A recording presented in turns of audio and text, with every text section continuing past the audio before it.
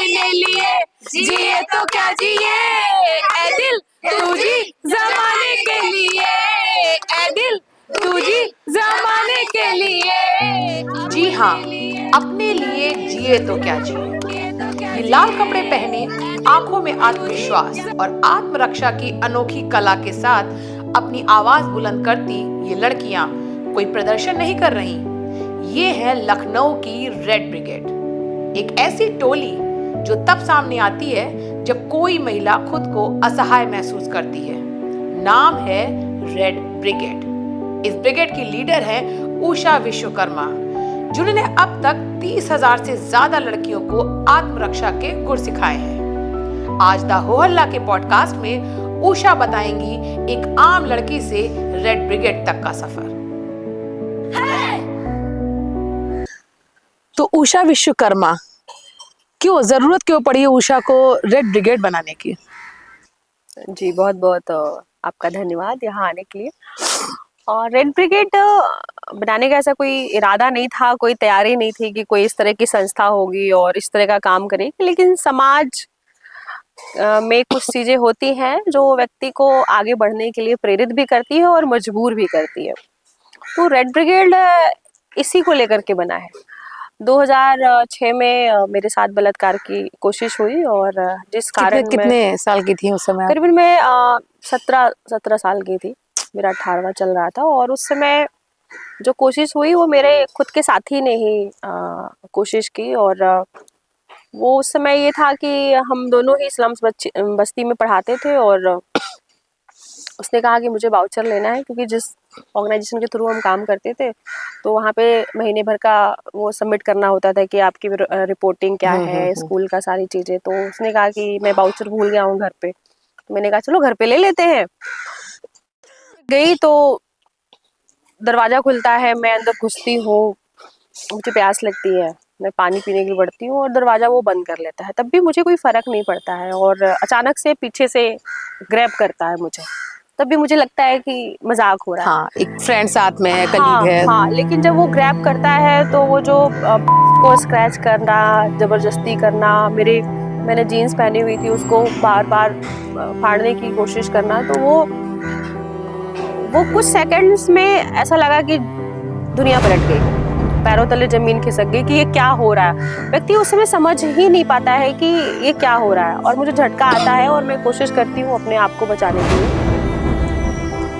बलात्कार शब्द सुनना और पढ़ना बहुत अलग है, और उसको महसूस करना कि हम अखबारों में पढ़ते हैं, टीवियों में देखते हैं, लेकिन जिस लड़की के साथ उस समय घटना होती है उस समय वो सांस भी नहीं ले पाती बिल्कुल, और उसका शरीर काम नहीं करता है।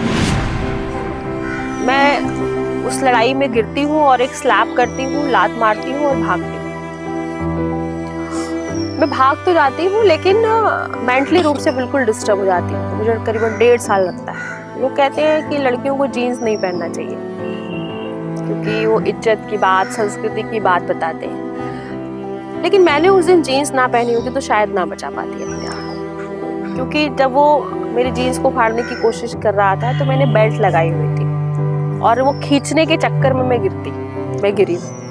लेकिन अगर उसी समय मैंने लेगी या सलवार पहनी होती तो शायद वो फट जाती, टूट जाती। और लेकिन जब एक स्त्री का कपड़ा उतरता है तो आधा समर्पण तो उसी समय कर देती है, क्योंकि वो बिना वस्त्र के बाहर कैसे जाएगी। बिल्कुल। तो मुझे लगता है कि लड़कियों को जीन्स पहनना बहुत ज़रूरी है, और स्पेशली जब वो कहीं बाहर जा रही है तब बिल्कुल निश्चिंत ही वो जीन्स पहन के बेधड़क निकलना चाहिए। और जीन्स के कारण ही मैं बच पाई। मैं बच तो गई लेकिन मेंटली रूप से पूरा डिस्टर्ब हो गई और मुझे 1.5 साल लगा इससे निकलने के लिए। पूरा 1.5 साल लगा। तो जैसे अभी आपने बताया कि वो पूरा एक दृश्य आपने हम लोग के सामने रखा कि कैसे हुआ था। उषा, अमूमन इस तरह के मुद्दे लोग पब्लिकली नहीं बोलते। आज भी हम कहते हैं 21वीं सदी में हैं, हम जेन जी में जी रहे हैं, हम बहुत आगे बढ़ गए हैं, लेकिन जहाँ तक मैं भी समझ रही हूँ अभी भी इस तरह के मुद्दों पर खुलकर नहीं बोला जाता है। लेकिन आपने 2016 की बात कही, उसके बाद से आप एक्टिवली थोड़ा पार्टिसिपेट।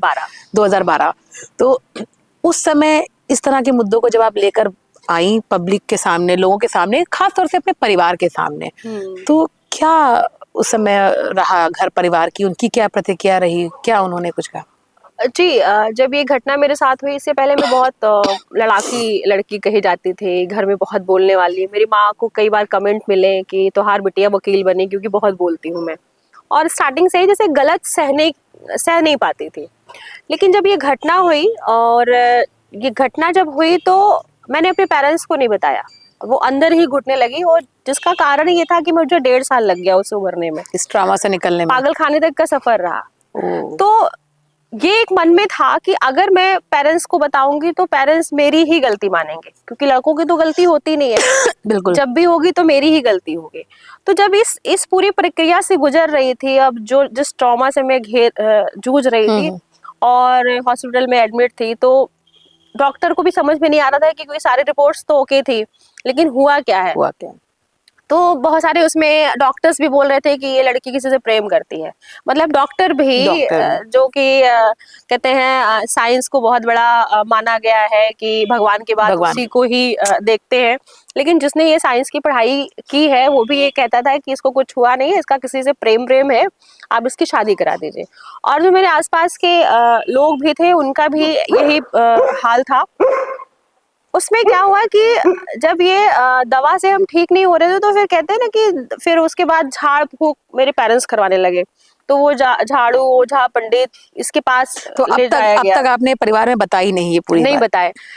लेकिन हमारे कुछ जो दोस्त थे वो, क्योंकि मैं बहुत हंसती थी और अचानक से जब ये सारा घटना हुआ और मैंने बोलना बंद कर दिया, लोगों से बातचीत करना, हंसना उतना सब बिल्कुल खत्म हो गया था।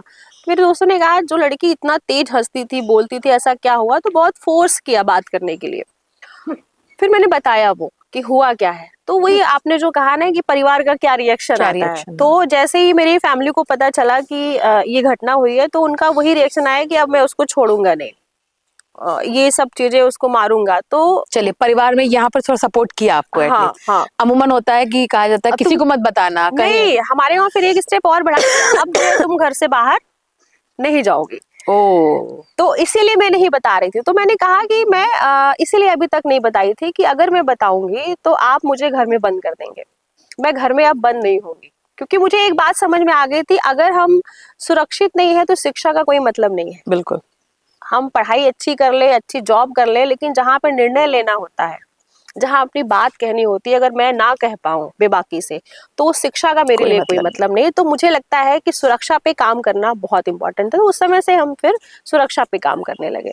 तो क्या जो आपकी रेड ब्रिगेड है किस तरह से फंक्शनिंग है, किस तरह से काम कर रही है, थोड़ा उसके बारे में बताइए। तो 2012 में जब इसकी शुरुआत हुई तो हम मड़ियाओं में रहते हैं, मड़ियाओं थाना के पीछे हमारा घर है और वो एरिया जहाँ से हमने ये काम शुरू किया वहीं पे था।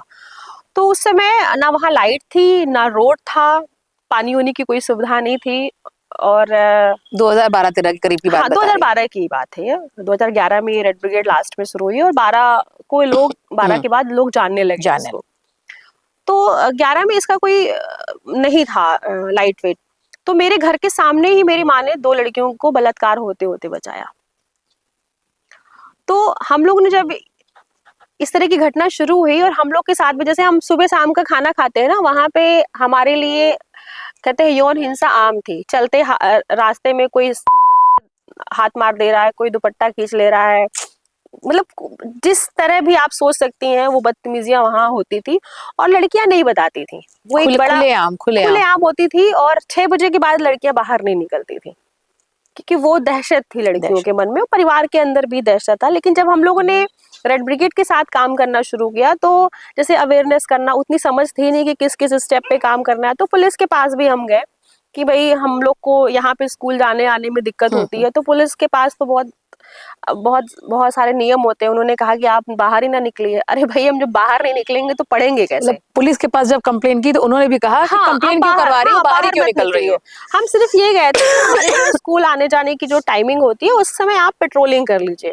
लेकिन उनका कोई रिएक्शन नहीं आया। और जहाँ पे जब रेड ब्रिगेड फेमस तब हुआ कि हम करीबन 11 लड़कियां बहुत दूर गोमती नगर में पढ़ने जाते थे और वहाँ पे जब लड़कियां यहाँ पढ़ने आती थी तो क्या था कि वैन एक हम लोगों ने की हुई थी। तो मान लीजिए आपने गाड़ी की तो एक जगह वो आती है, सारे लोग कलेक्ट होते हैं और फिर बैठते हैं।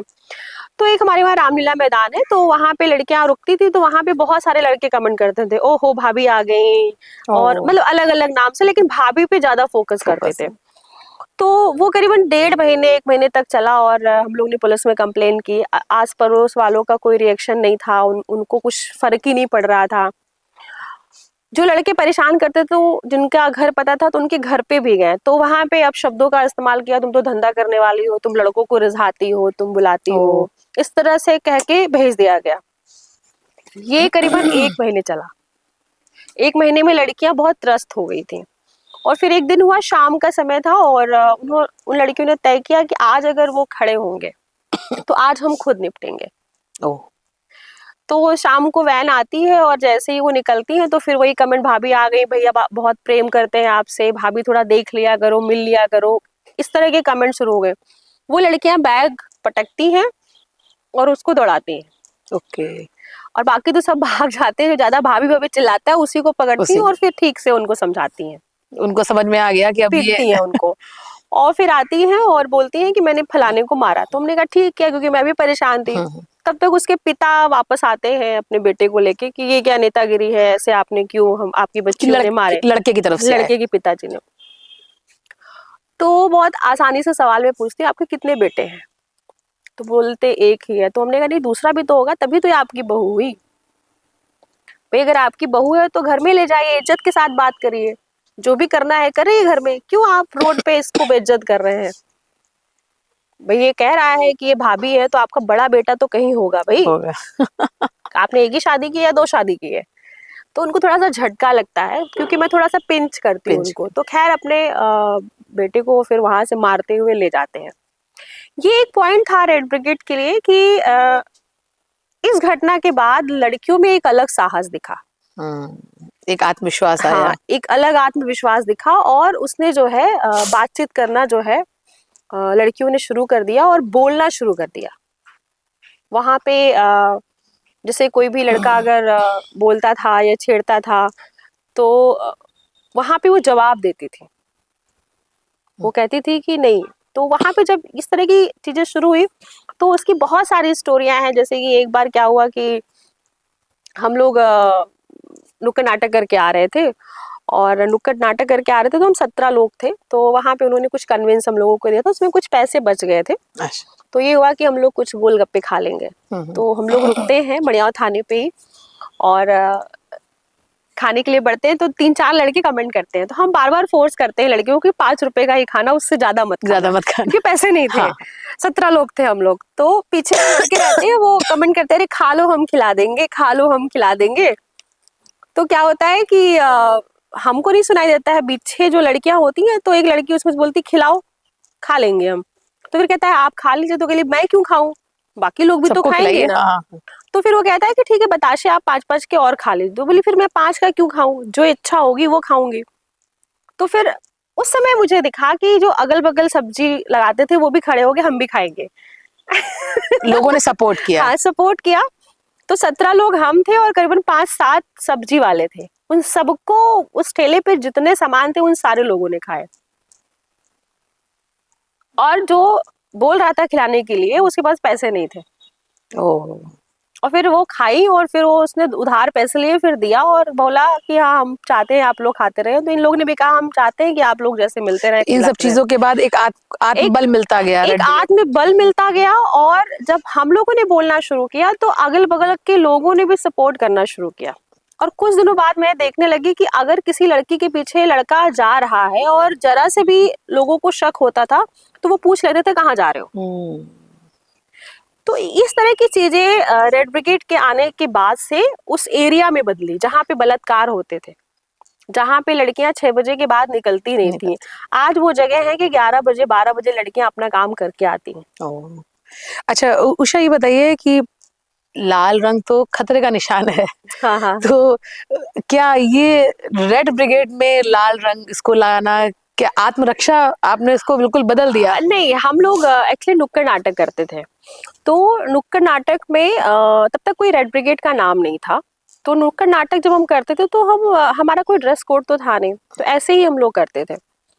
तो लड़कियों ने बोला कि दीदी हम लोग के पास कोई ड्रेस कोड नहीं है, तो नुक्कड़ नाटक करते हैं तो कोई बहुत बड़ा इम्पैक्ट नहीं जाता है, पता नहीं चलता है कि क्या हो रहा है। तो हमने कुछ लोगों से बातचीत की और डोनेशन मांगा कि भाई हमको कपड़ा दिला दीजिए। तो खैर वो 15 लड़कियों ने क्योंकि शुरू किया था, तो 15 लड़कियों के लिए कुछ सपोर्ट आ गया और हम लोग कपड़ा खरीदने गए। तो उस पे एक बहस छिड़ी कि कौन सा कलर आएगा। तो फिर लड़कियों ने तय किया लाल और काला। तो लाल काला क्यों? तो लाल मीन्स संघर्ष और ब्लैक मीन्स विरोध, प्रोटेस्ट। ओके। कि हम लड़कियां संघर्ष तो कर ही रहे हैं और खतरा भी होता है। तो हम जब संघर्ष कर रहे हैं, लेकिन अगर हमारे साथ कुछ गलत हो रहा है तो उसका विरोध करना भी आना चाहिए। तो हमारा जो ड्रेस कोड बना वो लाल कुर्ता, काली सलवार, काला दुपट्टा। यानी कि रेड ब्रिगेड के लिए लाल मतलब खतरा नहीं, संघर्ष है। तो जब हम इसको पहन के निकलने लगे तो उस पे कमेंट शुरू हो गए। किसी ने कहा लाल परियां जा रही हैं, तो किसी ने कहा तितलियां जा रही हैं, किसी ने कहा उड़ाक का दल जा रहा है। तो उसमें से एक ग्रुप ने कहा क्या बात है, पावरफुल रेड ब्रिगेड जा रही है। तो हमारा नाम तो कोई था नहीं, तो लड़कियों ने कहा आज से हम रेड ब्रिगेड। तो ऐसी शुरुआत हुई रेड ब्रिगेड। कितनी लड़कियों से शुरू हुआ था? 15 लड़कियों से। अभी कितनी है आपके? अभी तो बहुत ज्यादा है। हम काउंट नहीं कर सकते हैं। मतलब अभी अगर हम उत्तर प्रदेश में जो बहुत एक्टिव मेंबर हैं वो 10,000 से ऊपर है। हाँ, बहुत एक्टिव मेंबर हैं वो 10,000। 5,000 तो अभी 13 फरवरी को वो सब ट्रेंड है। वो सब ट्रेंड है, सबको आत्मरक्षा आती है। लखनऊ में मतलब लखनऊ की हम बात करें तो लखनऊ में ही हमारी 5,000 से ऊपर लड़कियां हैं। अच्छा उषा, जैसे ये सिर्फ महिलाओं के साथ नहीं, पुरुष धारणा भी है, कुछ भी नया करने चलते हैं चुनौतियां बहुत है, समाज में चुनौतियां हैं ही, आप कुछ भी करना चलते हैं। लेकिन जब आप एक औरत हो, कुछ नया करने चाहें, और वो भी ऐसा जो समाज के एक वर्ग के खिलाफ है, किस तरह की चुनौतियां थी? चुनौती तो इतनी है कि वो इतनी जल्दी बयान नहीं हो सकती है। मतलब लड़कियों के लिए, एक तो लड़की काम कर रही है, ऊपर से लड़कियों के लिए काम कर रही है। वो हम अच्छे वे में कह सकते हैं सोने पे सुहागा होना, है ना। और फिर बुरे वे में कह सकते हैं कि आप आग में पेट्रोल डाल रही हैं। इतना खतरनाक है कि एक स्त्री जब बाहर निकलती है वो ज्यादा बोलती है और ज्यादा हक की बात करती है और तर्क करती है। तो अच्छे वे में उसको नहीं देखा जाता है। और ऊपर से हम अपनी ही तरह लड़कियों को और बनाना चाह रहे हैं या अपने से ऊपर बनाना चाह रहे हैं, तो उसमें और भी लोगों की प्रतिक्रिया बढ़ती है। तो हम लोगों ने जो काम शुरू किया था वो स्टार्टिंग में तो बहुत मुश्किल था, क्योंकि हम ही लोग को कमेंट मिलते थे कि ये मर्द की तरह कुश्ती लड़ेगी, अब ये जो है मर्दों की बराबरी करेंगी, अब ये मर्द बनेंगी। मतलब इस आपने जब ये कहा कि मर्द बनेंगे, मतलब इसका मतलब ये स्त्री कुछ है ही नहीं। बिल्कुल। स्त्री सिर्फ एक घर का सामान है जो कि वो हाथ पैर चला सकती है लेकिन बोल नहीं सकती। वो भी हाथ पैर इसलिए चला सकती है, वो खाना बना सकती है, रख सकती है, खिला सकती है, कपड़े धो सकती है। उसके अतिरिक्त अगर कुछ कर रही है तो वो दिमाग आपका शून्य हो जाता है फिर। तो रेड ब्रिगेड के लिए बहुत मुश्किल था और अभी भी मुश्किल है, ऐसा नहीं है मुश्किलें खत्म हुई है। अभी हम लखनऊ में करीबन 500 ग्राम पंचायत है लखनऊ में। तो हमारी कोशिश है कि हम 500 ग्राम पंचायत तक हमारी टीम पहुंचे और हम आधा पहुंच गए हैं कि हर गांव में रेड ब्रिगेड की टीम हो। अच्छा, आपने बताया कि लगभग 10,000 से ज्यादा तो लखनऊ में ही है। लखनऊ में ही है। तो किस किस तरह से प्रताड़ित लड़कियां आती हैं, कहाँ से आती हैं, क्या मतलब जब आती होंगी आपके पास क्या कंडीशन उनकी होती होगी, किस तरह से? इसमें तो दोनों प्रकार के, ऐसा जरूरी नहीं है कि किसी के साथ हिंसा हुई है तो ही आ रही है। ऐसी भी लड़कियां आती हैं कि जो सीखना चाहती हैं, समाज को बदलना चाहती हैं, अपने को बदलना चाहती हैं। ऐसी भी लड़कियां आ रही हैं कि वो पढ़ाई कर रही हैं लेकिन उनको कोई दृष्टि नहीं मिल रही है, वो समझ ही नहीं पा रही है कि उनको करना क्या है। तो वो अगर काउंसलिंग के लिए आ रही है या किसी के साथ आ रही हैं तो वो फिर वो रुक जाती हैं। और ज्यादातर जो लड़कियां आती हैं वो यौन हिंसा का जो शिकार होती हैं या फिर उनके साथ ब्लैकमेलिंग होती है या रेप सर्वाइवर है, इस तरह की बच्चियां आती हैं। उसमें प्रॉब्लम ये है अभी भी सोसाइटी में लड़की के साथ कोई घटना होती है तो उसी को ही ब्लेम किया जाता है। लेकिन रेड ब्रिगेड कहता है कि उसमें आपकी गलती नहीं है। अगर राह चलते मेरा एक्सीडेंट होता है तो मैं गाड़ी चलाना नहीं भूलूंगी, मैं बाहर निकलना नहीं भूलूंगी, उसकी पट्टी करूंगी, उसका जख्म भरूंगी, उसके बाद फिर से उससे और सतर्कता से और तेजी से काम करूंगी। तो रेड ब्रिगेड में जो बच्चे आती हैं तो उनके साथ इस तरह की काउंसलिंग होती है, इस तरह का काम होता है उनके साथ, इस तरह का शिक्षण प्रशिक्षण होता है। अगर वो पढ़ाई भी करना चाह रही हैं तो उनको वो पढ़ाई का भी सपोर्ट हम लोग देते हैं। अच्छा, ये अमूमन देखा गया कि हिंसा की शुरुआत ज्यादातर घर से होती है। यौन हिंसा के भी ऐसे कई केसेस देखे हैं जिसमें परिवार के ही सदस्य हैं। कई बार अभी कुछ आपकी लड़कियों से बात हो रही थी कि एक भाई ने ही अपनी बहन का रेप करा। तो जब इस तरह से बच्चियां आती होंगी, कोई बच्ची ऐसी आई जिसने आपको वाकई में झकझोर दिया हो? बिल्कुल। ऐसे बहुत सारे केस हैं, जैसे कि अभी आपके सामने एक बच्ची आई थी, वो यूपी की लड़की है और वो 16 साल की बच्ची है। उसका किसी से आकर्षण होता है गांव में ही, ठीक है। वो आकर्षण होता है, परिवार को, गांव वाले को पता चलता है। गांव वाले और परिवार उसको पेड़ में बांध करके मारते हैं, लड़की को, दोनों को। ओ, और फिर लड़की को बोलते हैं कि इसको यहाँ से हटा दो या फिर जहर दे दो। अभी भी हमारे गांव में इस तरह की और प्रथा फिर चल मेरे रही है। पास फोन आता है कि ऐसी ऐसी घटना है, तो मैं बोलती हूँ शेल्टर होम में भेज दीजिए या ऐसी जगह भेज दीजिए। तो कहती हैं नहीं, अभी तो फिलहाल उसको बचाना इम्पोर्टेंट है, नहीं तो आज वो मार देंगे। तो फिर मेरे पास कॉल आता है, फिर मैं उसकी काउंसलिंग करती हूँ, बातचीत करती हूँ। आज वो लड़की सेल्फ डिफेंस सीख रही है और बहुत अच्छा बोल रही है, और आपने देखा होगा कि बहुत अच्छे से हो गई है। बीच में उसकी माँ मिलने आई, वो खुद नहीं पहचान पाई।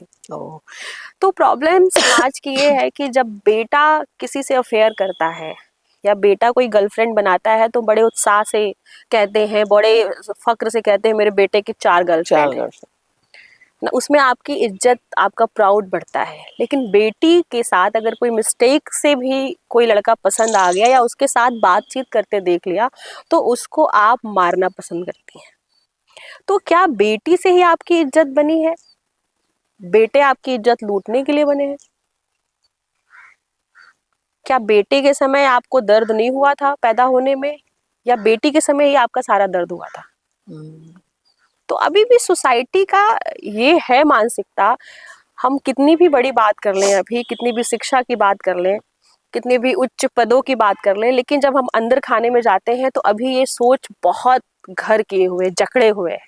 दूसरा केस है कि मेरे साथ ही वो लड़की रहती है, अभी तो वो बीए फाइनल कर रही है। 12 साल की उम्र में उसके दादा बलात्कार करते हैं करीबन 6 महीने तक। ये बहुत बड़ा केस हुआ था। और वो कितने साल की है? वो 12 साल की थी उस समय।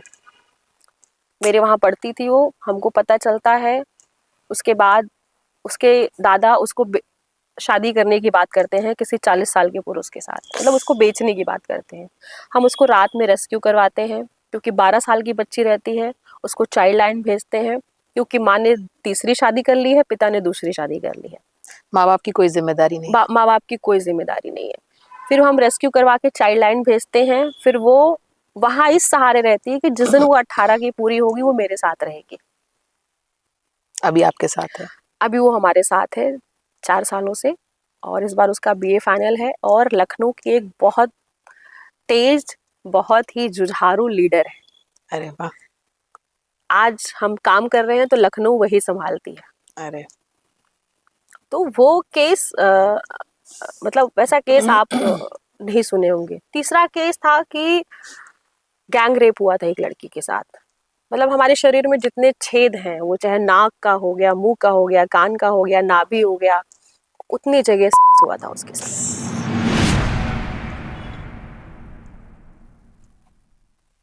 मुंह बिल्कुल फूल गई थी वो बच्ची। तो समाज में हम उस व्यक्ति का, उसको व्यक्ति कहें, जानवर कहें, हैवान, हम जानवर भी उसको नहीं कह सकते क्योंकि जानवर किसी व्यक्ति का बलात्कार नहीं करता है। हम तो अपनी सारी श्रेणियां खत्म कर लिए हैं। हम तो उदाहरण भी नहीं दे सकते कि हम बनते क्या जा रहे हैं, हमको जाना कहाँ है। तो इस तरह की घटनाएं आती हैं हमारे। इन्हीं सब घटनाओं का सामना करने के लिए आपने रेड ब्रिगेड बनाई और एक मार्शल आर्ट की ट्रेनिंग लेने आपने, अमूमन लोग चाइना जाते हैं या कहीं जाते हैं, आप 5 अलग अलग देशों में जाके आपने मार्शल आर्ट की ट्रेनिंग ली। लेकिन उस ट्रेनिंग उनको आपने अपने जो शागिर्द कहें या अपनी टीम कहें उनके साथ फॉलो नहीं किया, आपने उनको कुछ अलग ट्रेनिंग दी? जी, तो क्या है वो जब ट्रेनिंग? ये रेड ब्रिगेड शुरू हुआ और निर्भया केस हुआ, तो पूरी दुनिया जानती है निर्भया के बारे में। हम्म। और उस समय सोशल मीडिया काफ़ी एक्टिव हो गया था, तो हमने अपने बारे में, हमारे संस्था के बारे में डालना शुरू किया। तो 5 देशों से हमसे संपर्क किया गया और 5 देशों के लोग आए यहाँ। ओह, साल में 2-2 बार आते थे, ट्रेनिंग देते थे और हमारा भी उत्साह बढ़ गया। कहाँ से आते थे? जैसे इंडिया से मैंने मार्शल आर्ट किया, अमेरिका, इंग्लैंड, ऑस्ट्रेलिया, फ्रांस। ओह, तो यहाँ के लोग आते थे और ट्रेनिंग देते थे। तो जब हमने ये ट्रेनिंग ली तो एक आत्मविश्वास ज़्यादा ही बढ़ गया। हाँ। तो हमने 25 सर्वाइवर का एक वर्कशॉप करवाया और वहाँ पे ये लगा कि इनको हमको ट्रेनिंग देनी चाहिए, लेकिन वहाँ मैं पूरी तरीके से फेल हो गई, क्योंकि मैंने जो विधा सीखी थी और उनके साथ जो घटना हुई थी बहुत डिफरेंट थी। क्योंकि मैंने किक पंच चलाना सीखा था, लेकिन जब किसी लड़की के साथ घटना होती है तो वो बिल्कुल क्लोज में होती है, उसमें नी पंच आपका काम नहीं करता है। तो उस समय हम फेल हो गए। और मानसिक संतुलन भी बहुत जरूरी है। हाँ, मानसिक संतुलन भी बहुत जरूरी है। तो उन लड़कियों ने कहा आप मुझे जो सिखा रही हैं, जब मेरे साथ घटना ऐसी हुई तो ऐसा कोई सिचुएशन नहीं था, तो मैंने भी सोचा कि मेरे साथ भी ऐसा ही हुआ था, तो ऐसा कुछ था नहीं। तो उस समय मैं थोड़ा निराश हो गई, लेकिन लड़कियों ने कहा कि मेरे साथ जो होना था वो तो हो गया, लेकिन मैं बताती हूँ आपको कैसे कैसे हुआ था, उसके माध्यम से अगर आप कुछ बना सकती हैं कि बाकी लड़कियों के साथ ना हो तो हम आपको बताते हैं। तो फिर हमने उस पे काम करना शुरू किया और उसके माध्यम से हमने टेक्निक बनाई जिसका नाम रखा निशस्त्र कला। निशस्त्र कला के माध्यम से अभी तक पूरे देश में हमारी टीम ने 3 लाख लड़कियों को ट्रेनिंग दी है। मतलब किसी तरह के कोई शस्त्र इस्तेमाल नहीं करना है इसमें, और जवाब देना है सामने हमारे वाले वहाँ को। की लड़की 5 से 10 सेकंड में सामने वाले को गिरा देती है, वो कितनी भी कमजोर लड़की हो। तो हम ये पूरे देश में और उत्तर प्रदेश में बहुत डेंस काम कर रहे हैं। तो अभी क्या यूपी से बाहर भी आगे तक इसको चाहती है कि निशस्त्र कला आगे तक जाए? और अभी मोटा मोटा हम 13 स्टेट में जाके अच्छा। इस तरह की प्रशिक्षण कर रहे हैं, लेकिन यूपी हमारा फोकस है, क्योंकि हमारे पास भी संसाधन की बहुत लिमिटेशन है। हमारा कोई ना गवर्नमेंट का फंड है, बाहर का कोई फंड है नहीं, हमने क्योंकि उस तरह की चीज़ें नहीं ले रखी है, तो हमारे भी अपने एक संसाधन की कमी है। तो जितना हमारा दायरा है उतना हम अभी कर पा रहे हैं। लेकिन मेरा अभी एक मिशन 1 मिलियन चल रहा है। क्योंकि लखनऊ में जो 13 से 30 के बीच की महिलाएं हैं वो करीबन 10 लाख हैं। तो हम चाहते हैं कि वो 10 लाख लखनऊ में हर लड़की सीखे और बोल सके कि मुझे आत्मरक्षा आती है, मैं अपनी सुरक्षा स्वयं से कर सकती हूँ, ताकि लखनऊ एक रोल मॉडल बने कि यहाँ की हर लड़की सेल्फ डिफेंस लेस है। क्या ये मानती है कि सेल्फ डिफेंस को एजुकेशन में शामिल करना चाहिए एक सब्जेक्ट के? बहुत पहले से डिमांड है कि आप जितने भी सब्जेक्ट्स पढ़ाते हो ये भी सब्जेक्ट में आना चाहिए, क्योंकि ये तो आपका जीवन है और ये हर स्त्री की जरूरत है और इसी से ही हर स्त्री को डर है। वो 8 साल की नहीं 80 साल की भी महिला होती है तो उसके साथ बलात्कार का डर है, उसके जीवन में इस तरह की घटनाओं का डर है। तो अगर ये पाठ्यक्रम में शामिल किया जाए तो शायद लड़की जब स्कूल से निकले तो ये भूल जाए कि हिंसा होती क्या है, और हिंसा से निपटने के लिए उसको सोचने की जरूरत नहीं होगी। अच्छा, क्या ये मानती हैं, ये वाकई में मुझे भी कभी कभी ऐसा लगता है, सोचती हूँ जब देखती हूँ कि हम इतना आगे निकल आए हैं, चांद तक पहुंच रहे हैं, लेकिन ये जो चीज है हिंसा, घरेलू हिंसा, महिलाओं के साथ हिंसा, बलात्कार, ये अभी भी वही है, वही सोच है, वही मानसिकता है। किस चक्रव्यूह में फंसा है हमारा समाज, या क्या मानसिकता हो गई है लोगों की? मैं ये तो नहीं कहूंगी कि कुछ बदला नहीं है, लेकिन बदला तो है। हम आप बैठ करके चर्चा कर रहे हैं और जिसमें एक पुरुष भी नहीं है तो परिवर्तन तो आया है। लेकिन आज खुल के लोग इस मुद्दे पे बात खुल के बोल रहे हैं, लेकिन जिस तेजी से और होना चाहिए, जैसे आप देख रही हैं कि आज लड़कियों की संख्या आप हर स्कूल में ज्यादा देखती हैं। सड़कों पे आप निकलती हैं तो भरमार लड़कियां स्कूलों से निकलती हैं, लेकिन स्कूल से तो वो निकलती हैं, लेकिन वो शिक्षा लेने के बाद या जॉब करने के बाद भी क्या डिसीजन ले पा रही हैं, या उस पैसे का हक किसी पुरुष के हाथ में है, या डिसीजन का हक किसी पुरुष के साथ में अभी है। भी तो हम देख जो रहे हैं, जितनी हमको उम्मीद होनी चाहिए वो अभी नहीं हो रहा है। और उसका एक बड़ा भी कारण है कि हम शिक्षा ले रहे हैं, लेकिन जो एक विचार होना चाहिए, जो एक नैतिकता होना चाहिए, उसकी बड़ी कमी आ रही है। वो पढ़ाया नहीं जा रहा है। पढ़ाया नहीं जा रहा है। हमको ये समझा दिया जा रहा है आप पैसा कमाने लगिए तो आप जो है सशक्त हो जाएंगे, लेकिन पैसा कमाने के बाद भी हमारी स्थिति वही है, क्योंकि हम डिसीजन में पीछे हैं अभी। तो डिसीजन लेना हमें सीखना होगा। एक सवाल ये भी मन में आता है कि जब रेप या इस टाइप की घटना होती है तो सबसे पहला सवाल उठता है कि पहना क्या होगा उस लड़की ने, कपड़े देखिए। तो क्या ये मानती हैं कि कपड़ों से ही देखकर बलात्कार होता है? मेरा साथ जब कोशिश हुई तो मैं इतना सूट की जो मेरी बाजू होती थी इतना होती थी, और मैं हमेशा कॉलरदार पहनती थी, और जो मेरी कुर्ती होती थी वो घुटने के नीचे होती थी। तब मेरे साथ हुआ। वो 5 साल की बच्ची का क्या, वो कैसा कपड़ा पहने, वो 3 साल की बच्ची का क्या, वो कैसा कपड़ा पहने। अभी 6 महीने की बच्ची के साथ हुआ बलात्कार, वो तो शायद पता भी नहीं होगा कि वो बच्ची है या बच्चा है। उसको तो शायद आम इमली और उसको जहर भी लाके दे दीजिए तो पी लेगी वो। तो बात यहाँ कपड़ों की नहीं है, बात यहाँ मानसिकता की है। हमने ये सोच लिया है कि औरत सिर्फ कहते हैं भोग की वस्तु है, यूज एंड थ्रो। हमारी जब इच्छा होगी हम उनका उपयोग करेंगे, जब खत्म हो जाएगी तो हटा देंगे। ये जो जब तक मानसिकता रहेगी तब तक वो दिक्कत आएगी। और आज बहुत सारी स्त्रियों ने उस पर बोलना शुरू किया है, तो वो पसंद नहीं की जा रही हैं। फिर उन पे संस्कृति का नाम लगाया जाता है कि ये हम पाश्चात्य संस्कृति में जा रहे हैं। अरे हम ये कह रहे हैं कि पाश्चात्य संस्कृति की इतनी ही दिक्कत है तो क्यों अपने बेटों को पाश्चात्य में पढ़ने के लिए भेजते हो? कितनी बेटियों को आप भेजते हो पढ़ने में? और लड़कों की तो भरमार पड़ी हुई है कि जैसे ही लड़का पढ़ के निकला उसको आप अमेरिका भेज दीजिए, इंग्लैंड भेज दीजिए, लंदन भेज दीजिए। हम बेटियों को कितना आप भेज रहे हैं बाहर पढ़ने के लिए? तो अगर इतनी ही दिक्कत है तो भाई बंद कर दीजिए आप उनको शिक्षा दिलवाना। आप हमारे देश की जो संस्कृति है, जो देश का धरोहर है, जो देश की वैल्यू है, उसको बढ़ाइए, उस पर बात करिए। बिल्कुल। जब स्त्री के सम्मान और उनकी शिक्षा और व्यवस्था की बात आती है तो आप विदेशीकरण पे ला देते हो। क्यों नहीं सब लोग कुर्ता पजामा पहन के और धोती कुर्ता पहन के घूमते हो? आप जेंजी बन के घूम रहे हो, आधी पैंट पहन के घूम रहे हो, लेकिन वही लड़कियां पहन रही हैं तो आप जो है चरित्रहीन बता दे रहे हो उसको। लेकिन जैसे वो विदेश से लड़कियां आ रही हैं तो सारी आंख हमारी उसी पे टिक जाती है। तो फर्क कर रहे हैं तो उसमें फिर आपको भी फर्क करना पड़ेगा। वो सोचना आपको भी पड़ेगा कि हमको 2 प्रकार की स्त्रियां चाहिए। एक घर में हो तो वो पूरे कपड़े पहने हो, और जो बाहर की गर्लफ्रेंड हो वो हाफ हो। तो हमारे विचार को भी थोड़ा क्लियर करना पड़ेगा। हमसे बात करने के लिए बहुत बहुत धन्यवाद। तो ये थी रेड ब्रिगेड की उषा विश्वकर्मा, जिन्होंने साफ बताया है कि लाल रंग खतरे का नहीं, संघर्ष का प्रतीक है। जुड़े रहिए द होल्ला के साथ।